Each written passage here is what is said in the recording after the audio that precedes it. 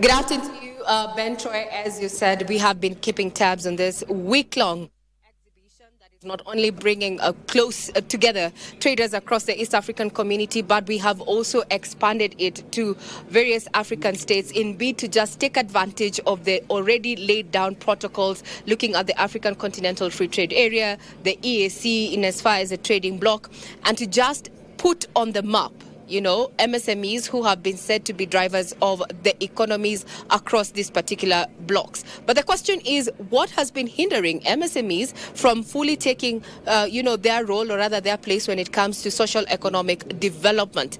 And this particular exhibition is going to be launched not too long by His Excellency President William Ruto, who is the chief guest.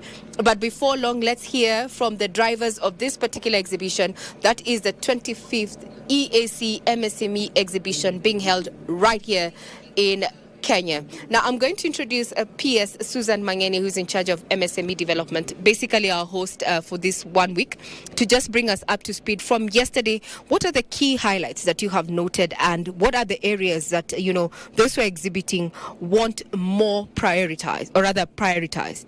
Thank you so much, and first of all, let me appreciate for giving me this opportunity, and also for coming here so that you can get to interact with our MSMEs who have turned out in big number. So first of all, let me say that we are hosting over 3,000 MSMEs drawn from across the 8 member states of East African community. We are celebrating 25 years of integration, which also comes along with these very important activities that creates a marketplace where MSMEs from across the region can congregate and share with each other, showcase their innovative value chain, while also gaining from knowledge and experience from their counterparts across the member state.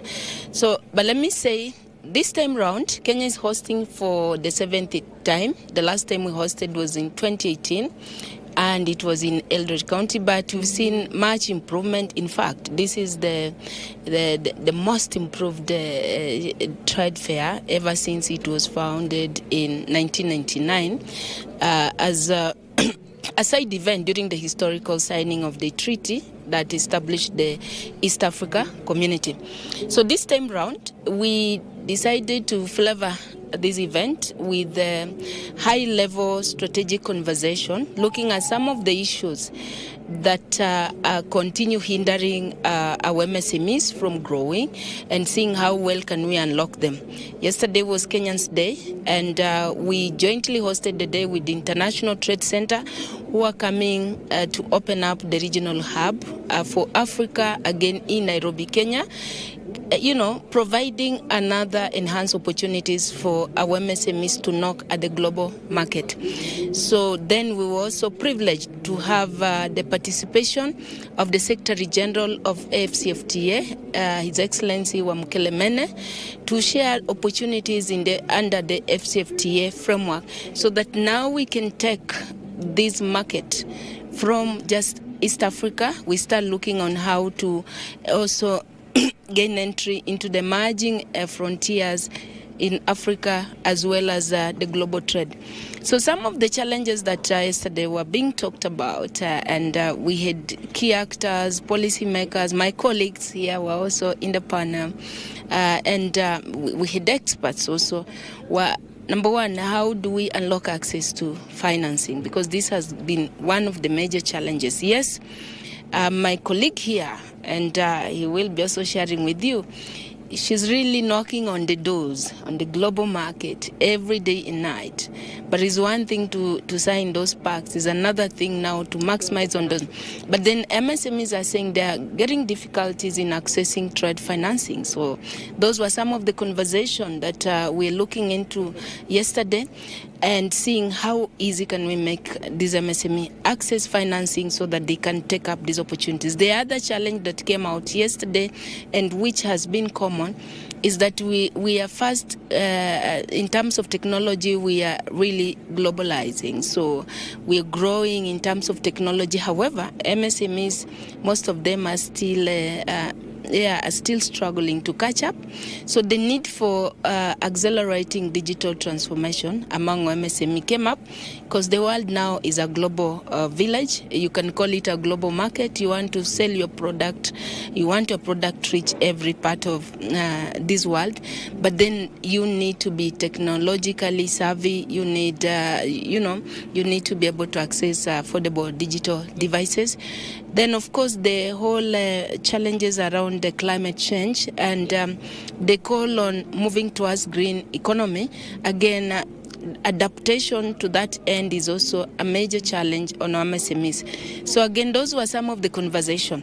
And we brought that high-level conversation because we need the outcome of that conversation now to be cascaded to the heads of state summit so that then we can now start coming up with concrete solution of addressing and creating an enabling environment to support the growth of MSMEs. Right. Not just in Kenya, but in the entire region. That is good. That is from the MSME point of view. You're in charge of MSME development and basically our host. Now let's hear, when it comes to matters of trade, there's a question that was raised among those who are taking to the podium, and it's the issue of harmonization of policies when it comes to standards. Your take on that?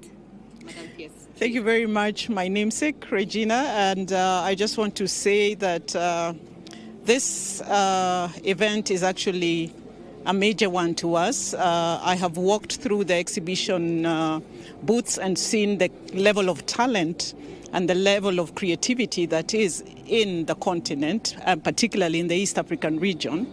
And the first question I asked myself, how are these exhibitors protected in terms of whatever they are doing? How are we ensuring that it is patented?